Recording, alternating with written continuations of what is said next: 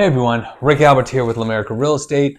Let's talk about home buying going into 2024. Let's get started.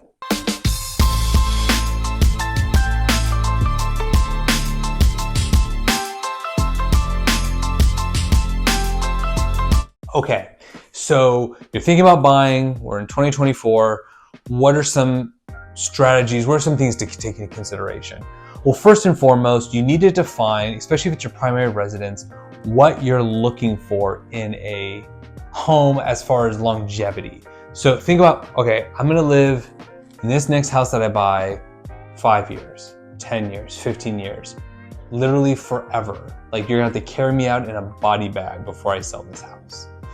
Those considerations will determine what to look for, right? Because maybe it's just you and a significant other. Well, a 2-bedroom might suffice. But if you're thinking, I wanna live here for 10 years, we're gonna have at least 1 kid, maybe you need that 3-bedroom. Maybe you need a 4th bedroom because of a home office. What if you're self-employed and like, look, I think my business is gonna really take off, but I need a home base. So having an accessory dwelling unit, not necessarily to rent out, but to use as a home office or as a home gym might be beneficial. Therefore, buy those features today and grow into the home, right? I have some amazing clients, they bought in Calabasas years ago. It was like a 5-bedroom house, 3-car garage, big backyard. At the time, it was like $880,000 what they paid for it. Now it's probably worth about 1.6. They did it at a pool. But when we walked through that house, and they had a baby at the time, we both looked and said, look, this is your forever home. You don't need to move. And I've actually advised them on occasions not to move because it's such a great house. So it's like, well, why move, right? So decide how long you plan on living in a house and then what life you're gonna have while being in this home. The other thing to keep in mind is the interest rates. Right now, interest rates are in the high 6s, low 7s. The Fed has announced that they are gonna do some rate cuts over the years. Some are expecting up to 6 rate cuts.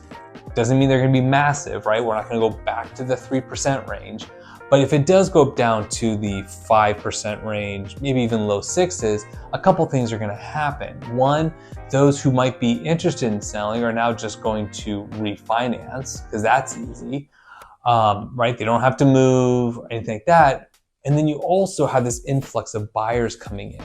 Do I think it's gonna be this massive bidding war? Not necessarily. I do think we're gonna see more buyers come on the market. So you do have to think about competition, right? So if you're waiting for rates to drop, my strong recommendation is not to do that. And I get it, I'm a real estate agent. You might say, Rick, you're just saying that to get a sale.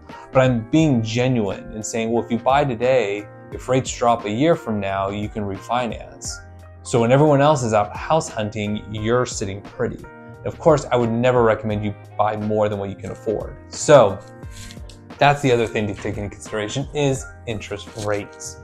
And of course, we do have to factor in your own personal finances. Going into 2024, we're gonna see a lot of changes. Student loans are kicking in. Inflation's still kind of up, right? Things are still expensive in comparison to even just a few years ago. So think about your own personal finances, your own personal goals. Talk to a financial planner, talk to a CPA to better understand where you are. Because the last thing you want is to be house poor because you've been emotionally tied to a house. You're definitely gonna have to go in there and say, look, there's houses that are for me, houses not for me. Some houses are perfect, some are not perfect, but we can make it work because we have a budget. Because when you get pre-approved from a lender, direct lender, by the way, it's super important, you're gonna get pre-approved based off your gross income, not net income. So in other words, they don't care that your paycheck that comes in is a few $1,000s a month. They take a look at how much are you bringing in before the taxes, before they take money out towards health insurance, all these different factors. So you need to know what you can afford and to get very clear on that. I'd love to get your thoughts on what some of your goals are going into 2024. Go ahead and comment below. Let me know if I'm even right on the strategy, wrong on the strategy. I'll talk to you guys later.